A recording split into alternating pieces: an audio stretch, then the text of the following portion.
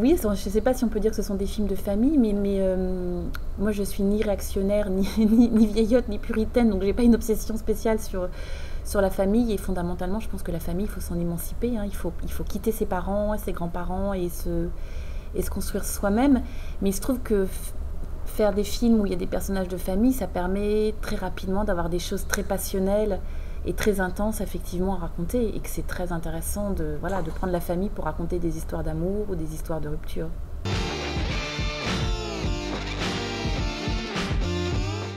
C'est l'histoire de deux frères qui sont inséparables, qui travaillent ensemble, qui sont médecins ensemble, qui vivent quasiment ensemble puisqu'ils sont l'un en face de l'autre, qui marchent ensemble la nuit, qui s'accompagnent mutuellement à leurs diverses activités.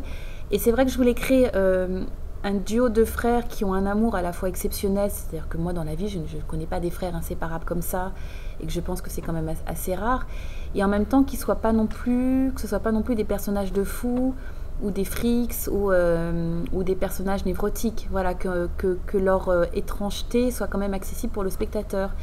Et comme je commence à montrer le film au spectateur, en fait, cet amour fraternel fou parle à des gens qui ont des histoires de famille normales, hein. C'est tout simplement comment dire adieu à ce qu'on aime très fort.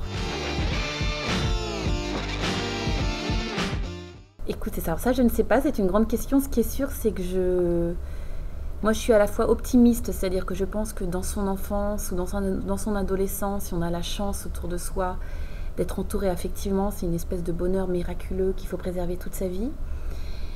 Et que par ailleurs, ce bonheur, il ne peut pas durer. Voilà, que c'est périssable et que je ne crois pas du tout que les histoires d'amour durent 50 ans et que forcément l'amour a une fin et périssable. Voilà, il se trouve que là, la fin de l'amour fraternel arrive par l'arrivée d'une femme belle, mystérieuse, qui s'appelle Louise Bourgoin et qui a tout pour elle.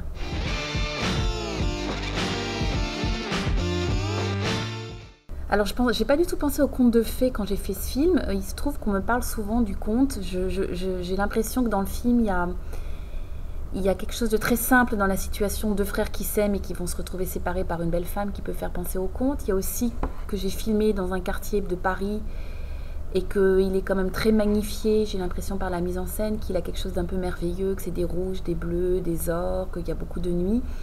Et qu'au final, ça donne quelque chose comme ça de discrètement onirique au film et à cette histoire.